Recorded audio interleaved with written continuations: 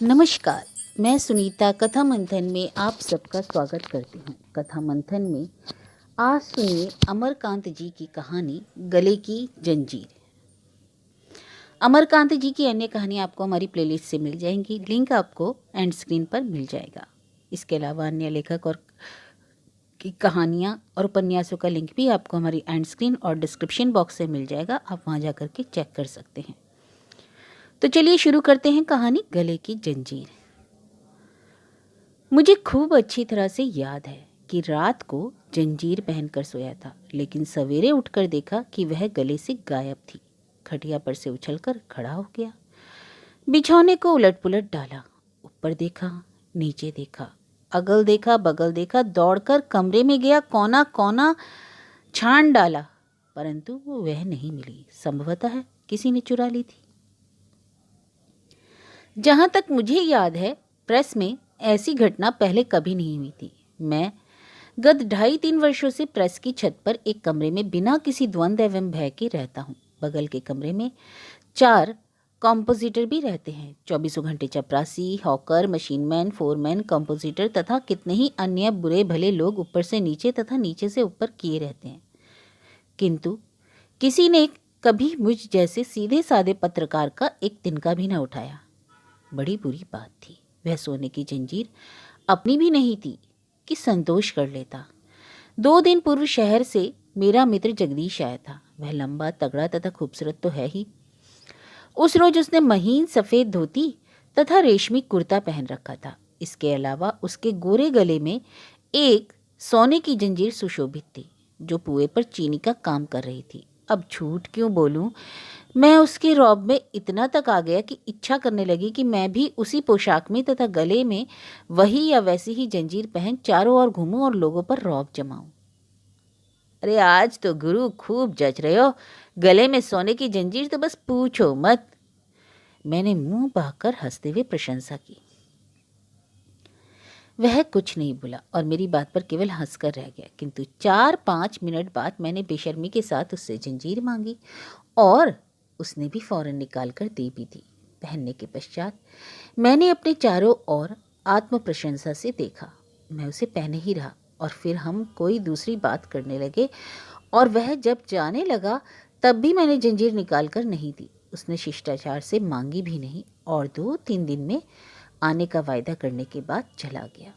वैसे मैं यह बता देना चाहता हूँ कि मेरी नीयत पूर्णतया साफ थी। मैं केवल यही चाहता था कि जंजीर 1-2 दिन पहनने के बाद मैं उसे लौटा दूंगा। इसके अलावा हम दोनों लंगोटिया यार थे और अक्सर एक दूसरे की चीज़ें पहना भी करते थे।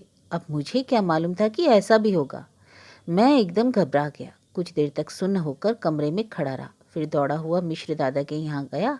वह भी सहायक संपादक थे, लेकिन चूंकि उन्होंने दाढ़ी रख छोड़ी थी और धड़ल्ले से बंगला भी बोल लेते थे, अतएव हम उनको दादा कहते। वह छती पर सामने के कमरे में रहते थे। जब मैं पहुंचा तो वह लेटे लेटे अखबार निहार रहे थे। मैं चुपचाप चारपाई पर एक तरफ बैठ गया और जब उन्होंने मेरी ओर देखा तो मैंने गंभीर आवाज में सूचना दी, दादा, जंजीर तो चोरी चली गई। वह चौंक कर उठ बैठे। दुख एवं आश्चर्य की बनावटी भावना से मुंह और आंखों को फैलाते हुए उन्होंने पूछा, अरे कैसे? मैंने सारा किस्सा कह सुनाया। वे घोर चिंता में पड़े हुए निचले होठ को दांतों के हल्के हल्के से काटते हुए पास में रखे गंदे तकिए को अपने दाएं हाथ से धीरे धीरे ठोकने लगे। 1-1.5 मिनट पश्चात आंखों को थोड़ा ऊपर करते हुए नपे तुले शब्दों में उन्होंने किसी जासूस की बात ही पूछा, तुम्हें ठीक ठीक याद है कि जब तुम सोए थे तो गले में जंजीर थी? मेरे ठीक ठीक बता देने से वे जंजीर का भी पता बता देंगे, इस आशा से उत्साहित होकर मैंने उत्तर दिया। हाँ दादा, इसके बारे में तो आप निश्चिंत रहें। अरे भाई, मैं तो निश्चिंत हूँ, लेकिन सभी बातें तो देख सुन ली जाती हैं। बड़े बड़े भूल जाते हैं, फिर हमारी तुम्हारी गिनती किस में है? उन्होंने तर्क किया। मैंने जोड़ दिया, नहीं नहीं, मुझे खूब अच्छी तरह से याद है कि सोते वक्त गले में जंजीर थी। 1-2 क्षण वे चुप रहे, फिर मेरी ओर थोड़ा खिसक कर अपनी अर्थपूर्ण आंखों को मेरी आंखों में गड़ाकर दृष्टतापूर्वक मुस्कुराते हुए इधर उधर देखने के पश्चात धीरे से पूछे, क्यों जी बड़े साहब, ठीक बताना, उसे किसी कोठे ओठे पर तो नहीं दे आए? मुझे यह मजाक बड़ा बुरा लगा। रुखाई से बोला, आप तो साहब मजाक कर रहे हैं, किसी की जान है और कोई मल्लार गए। वे शर्मा गए और उल्लू की भांति हंसते हुए उन्होंने समझाया, अरे यार मल्लार की बात नहीं, आदमी आदमी ही है, भगवान तो नहीं है जो गलतियां हुई ही जाती हैं। मैं चुप रहा और वे चुप रहे। फिर थोड़ी देर बाद जब मैं उठकर जाने लगा तो उन्होंने पुकारा, अरे जा रहे हो, जरा सुनना। मैं लौट आया तो उन्होंने सिर को कुछ आगे बढ़ाकर फुसफुसाकर शंका प्रकट की, भाई मेरा तो शक उस रामधन पर जाता है। वह रात में देर तक कंपोज करता रहता है, गौर करना, उसकी आंखें अत्यंत ही रहस्यमयी हैं, हमेशा तिरछी नजरों से तरेरता है जैसे चोर हो। अरे उसके घर का भी तो किसी को नहीं पता, ना मालूम कहाँ का रहने वाला है। अरे भाई मेरा संदेह तो 16 आना उसी पर है।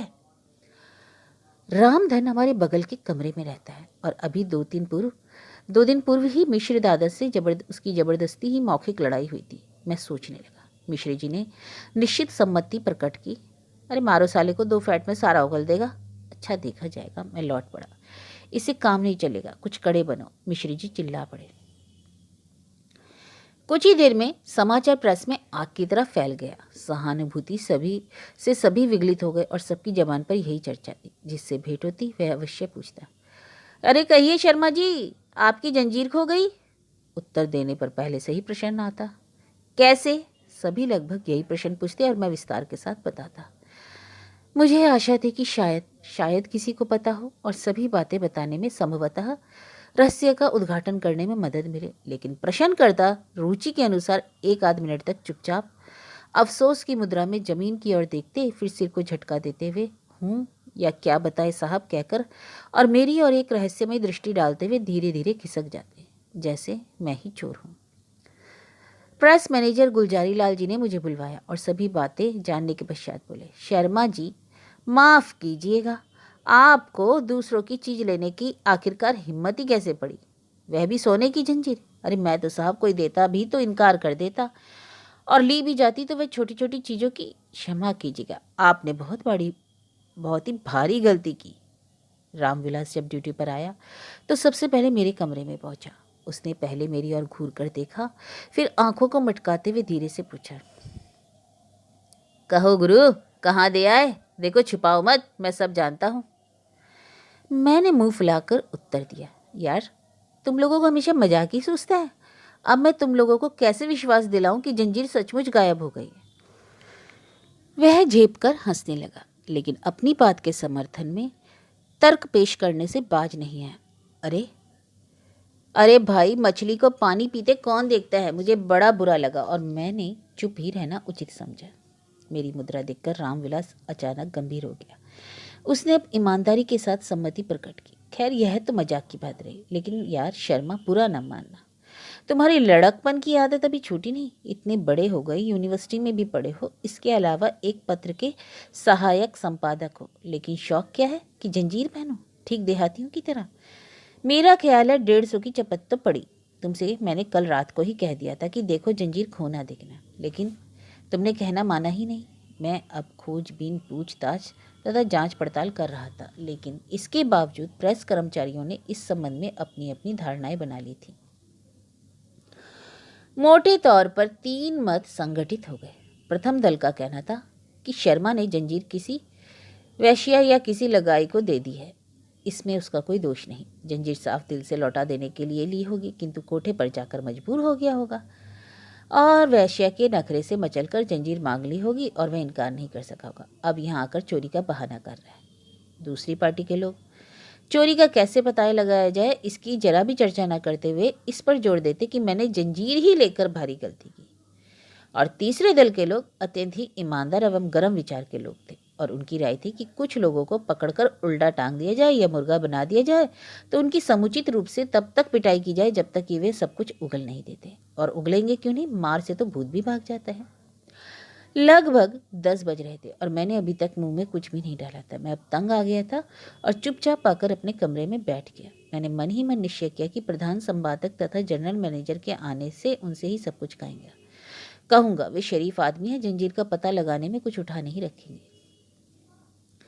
लगभग 11 बजे प्रधान संपादक दफ्तर पहुंचे और चोरी की बात सुनकर फौरन मेरे कमरे में आए। वह गोरे, मोटे तथा नाटे थे। उन्होंने पैरों को थोड़ा फैला तथा कमर पर दोनों हाथ रखकर और जमीन को तिरछी नज़र से देखते हुए प्रश्न किया। बड़ी ही बेकार चीज हुई, यह सब कैसे हुआ? मैंने विस्तार पूर्वक बताया। वे दायां हाथ ललाट पर रखकर कुछ सोचते रहे, फिर चौंक कर बोले, जैसे ना जानते हो। जंजीर कहाँ थी? मैंने फिर बताया कि गले में थी। अचानक वे तेजी के साथ कमरे में चारों ओर घूमकर इधर उधर पड़ी चीजों को देखने लगे। मेज की दराज में देखा, एक कुर्सी पर चढ़कर एक ऊंची अलमारी का निरीक्षण किया और नीचे बैठकर एक चूहे के बिल में भी झांका। फिर धीरे से बड़ा आश्चर्य है कहकर चारपाई पर बैठ गए। उनकी मुद्रा एवं चेष्टाओं से लगा कि उनको विश्वास हो चला था कि मैं जंजीर के साथ बाहर नहीं सोया था, उसे कमरे में भी तो छोड़ सकता हूँ। कुछ देर तक चुप रहने के पश्चात वे अचानक बोल पड़े, लेकिन मेरी समझ में नहीं आता कि आप जैसा होशियार आदमी जंजीर को गले में पहनकर बाहर कैसे सोया। यह तो ऐसी बात है कि जिसे एक छोटा लड़का भी नहीं करता। मैं बिल्कुल डर गया।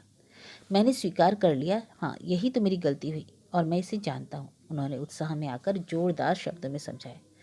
अरे भाई, गलती ही नहीं, सख्त गलती है। जानते हैं साहब, 150-200 रुपए की चीज है। फिर पहले का जमाना भी तो नहीं रहा कि आप कमरा खुला छोड़ जाइए और लौटने पर एक एक सामान अपनी जगह पर वैसे ही मिले। लोग बेईमान हो गए हैं, वे एक दूसरे की चीजें हड़पने की फिराक में रहते हैं। यह सब आप जानते थे, फिर भी आपने यही गलती की। कहिए मैं झूठ कहता हूँ? मैंने अत्यंत ही गदगद होकर उत्तर दिया, नहीं साहब नहीं। जैसे इस तरह बोलने से उनके हृदय में मेरे प्रति सहानुभूति जाग पड़ेगी। वे और हो जोश में आ गए। भाई मैं खरा कहता हूँ, लाख बात की एक बात, मैं यह जानता हूँ कि अगर हम ठीक से रहें तो किसी की मजाल नहीं कि हमारा बाल बांका कर सके। हमारा ही देख लो, आज तक कभी मेरी एक चीज़ भी गायब नहीं हुई। मैं सभी चीज़ों को ढंग से रखता हूँ और सबकी हिफाजत की मुझे परवाह रहती है। अगर मैं ऐसा ना करूँ तो पढ़ने लिखने से लाभ, शाम होते ही सभी कीमती सामान ट्रंक में मजबूत ताला लगाकर बंद कर देता हूँ। मजाल की कोई चोर साला ले जाए। तुमने भी अगर उस जंजीर को ताले में बंद कर दिया होता तो आज वह तुम्हारे पास होती। एक सोने की कीमती जंजीर को गले में पहनकर खुले में सोना कितनी बड़ी बेवकूफ़ी है। यह उपदेश देने के पश्चात वे चले गए। सचमुच मेरा मन मुझे धिक्कारने लगा। मैं कितना बेवकूफ़ और गंवार हूँ, इस छोटी सी चीज़ को भी नहीं समझ सका। उफ, यदि जंजीर को ट्रंक में बंद कर दिया होता तो आज ऐसी हैरानी परेशानी नहीं उठानी पड़ती। मेरी तबीयत रोने रोने जैसी होने लगी और मैं चादर ओढ़कर चारपाई पर लंबा तान गया। मैं सोने की चेष्टा करने लगा, लेकिन नींद आती ही ना थी। छाती पर जैसे किसी ने भारी बोझ रख दिया था। मैं अत्यंत ही कठिनाई से सांस ले रहा था। चाह रहा था कि कोई कमरे में आकर मुझसे बातचीत ना करे, लेकिन साथ ही साथ मेरे हृदय के अंतर्मन में यह भी उम्मीद थी कि शायद अभी कोई जंजीर का पता बता दे और इसलिए बाहर की तरफ कोई खटका होने पर मेरा दिल जोरों से धड़कने लगता।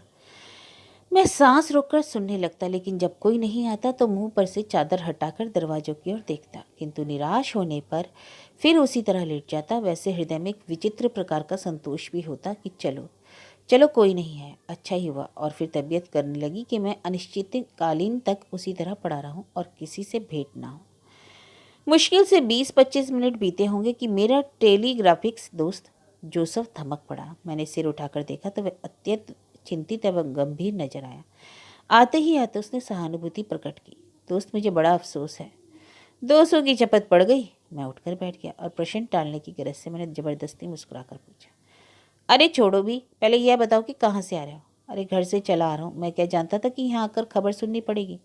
वैसे जंजीर कितने दिखी थी? वह उतना ही गंभीर एवं चिंतित था। मैंने बात उड़ाने की कोशिश की।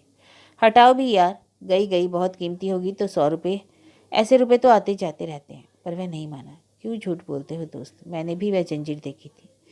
200 से कम थोड़ी बैठेगा। मैं चुप रहा और दरवाजों के बाहर देखने लगा। कुछ देर चुप रहने के पश्चात उसने प्रश्न किया, जंजीर कहाँ रखी थी तुमने? इस सवाल से मैं डर गया और मशीन की तरह उत्तर दिया, बाहर सोया था और जंजीर कमरे में एक ट्रंक में बंद थी और उसमें मजबूत ताला लगा हुआ है। वह किसी रिश्तेदार की भांति सधीकर बिगड़ उठा। यही तो काल हो गया। जंजीर क्या ताले में रखने की चीज़ है जिस पर सबकी नज़र लगी रहती है? यार तुम अजीब बुद्धू हो। वह उस बन मनुष्य की तरह देखने लगा। उसने समझाया, भले आदमी, तुम्हें तो मालूम ही है कि कीमती चीज़ों को ऐसी जगह रखते हैं कि जहाँ किसी व्यक्ति की नज़र ही न पड़ सके। जंजीर ही का तो मामला है, ले लो। तुम मेज की दराज में एक किताब के अंदर रख सकते थे, किसी के दिमाग भी वहाँ पहुँचता।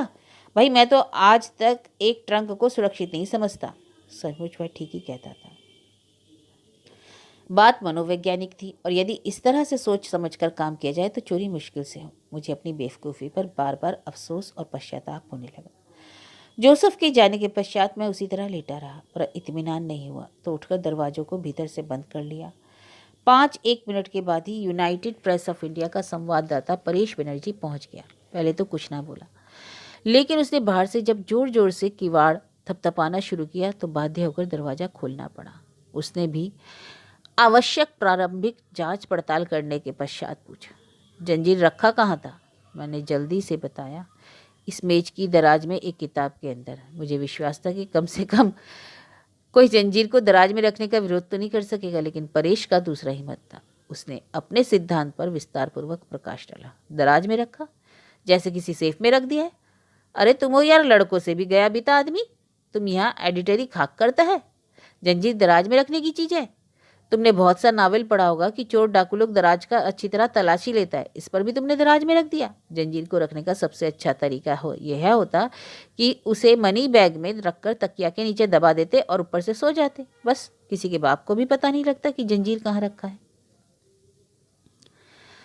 परेश बनर्जी की बात भी बड़ी युक्ति संगत थी। उसके जाने के बाद मैं कुछ देर तक गाल पर हाथ रखकर चुपचाप सुन बैठा रहा। फिर अचानक उठ खड़ा हुआ, जल्दी से कमीज बदली, जूते पहने और दरवाजों को बंद करके बाहर निकल पड़ा। कमरे में या प्रेस में रहना असंभव सा हो गया था, परंतु अभी खुली छत पर आया ही था कि प्रधान संपादक के कमरे से ठाकुर कुलदीप सिंह निकलते नजर आए। वे हमारे गांव के ही रहने वाले थे और हमारा उनका हमेशा मिलना जुलना होता रहता था। वह मेवाड़ के राजपूतों के समान लंबे और तगड़े तो थे ही, साथ ही गप्पे लड़ाने में उस्ताद भी। उनका दृढ़ विश्वास था कि पत्रकार भगवान से भी टक्कर ले सकते हैं। मैंने उनको नमस्कार किया। उनसे मिलकर मुझे अत्यंत ही संतोष हुआ। वह मेरे गांव के थे। मुझे ऐसा मालूम हुआ कि इस संकट में शहर के लोग मुंह छिपा लेंगे, लेकिन अपने गांव के लोग, फिर ठाकुर साहब तो बिल्कुल नज़दीकी आदमी हैं। मेरी तबीयत करने लगी कि रो पड़ूं। मैं दरवाज़ा खोलकर उनको कमरे के अंदर ले गया। कुछ देर तक हम दोनों ही चुप रहे। मैं इसी उधेड़-बुन में था कि कैसे बात शुरू करूं, लेकिन उनको सब पता था। उन्होंने बात स्वयं शुरू की और बड़ा अफसोस प्रकट किया और अंत में मुंह बाकर जमीन की ओर देखने लगे। कुछ देर बाद उन्होंने भी वही परिचित प्रश्न किया, लल्लू जंजीर रखी कहाँ थी तुमने? मेरा कलेजा धक से कर गया, लेकिन मुझे बंगाली की बुद्धि पर गहरा विश्वास हो गया था। अतएव कुछ निर्भयता से उत्तर दिया, मनी बैग में रखकर तकिए के नीचे दबा दिया था और ऊपर से सो गया था। ठाकुर साहब धीरे धीरे ठनक ठनक कर हंसे, फिर बुजुर्गी प्रदर्शित करते हुए, लल्लू थोड़ा गलती कर गए। मैंने रुआसी आवाज में पूछा, क्या ठाकुर साहब? ठाकुर साहब पास खिसका और चारों ओर सशंकित दृष्टि से देखते हुए के बाद बोले, देखो लल्लू, मुझे चोर उचक्का से पाला पड़ा रहता है, इसलिए मैं उनकी बात जानता हूँ। जितना जानता हूँ उतना कोई नहीं। मैं उनको मूर्खों की भांति निहारने लगा। उन्होंने उत्साह के साथ मंत्र बताया। उपाय साफ और सीधा है, पर उसे कम लोग जानते हैं। भाई देखो, चोर का दिल आधा होता है और वह वही चीज़ें चुराने की कोशिश करता है जहाँ से लोग दूर रहते हैं। तुमने जंजीर तकिए के नीचे रख दी।